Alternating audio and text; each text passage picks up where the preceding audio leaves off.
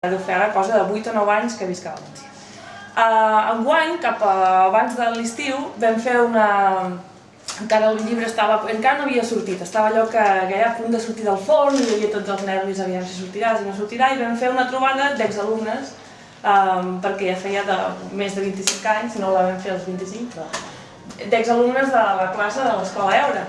I bueno, va ser molt això, que et trobes, uns calvos, tal, coses, no? Que després, quan ja, diguem-ne, continuï la tertúlia, podem abundar, no? Però el cas és que aleshores diuen, oh, què tal, què fas? I jo dic, doncs visc a València. Silenci. A València! Tu!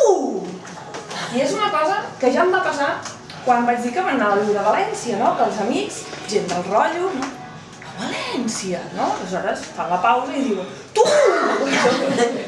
Clar, dius, ostres, em va tornar a passar, a més, al setembre també, quan ens vam fer un sopar amb la colla d'amics de l'estiu, feia també temps, vam fer un sopar i 3/4 del mateix. 3/4 del mateix, és que és, dic, ostres, si tingués una càmera d'aquestes que grava ara, perquè si no la gent no s'ho creurà, no? La reacció idèntica amb gent tan diferent, no?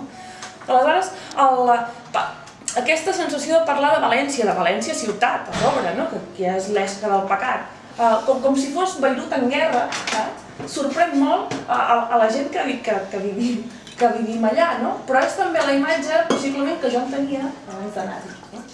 I aleshores, doncs, bàsicament, el que sabem, el que sabíem jo com a barcelonina poc sudista, no?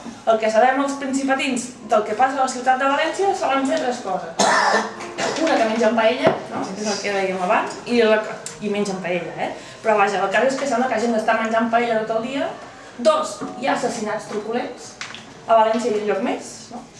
Que és una cosa, dius que ja hi passen coses, no? Sembla que corri la sang pels carrers, no? Assassinats passionals, I 3, hi ha xiscles de persones esparrutades contra Catalunya, no?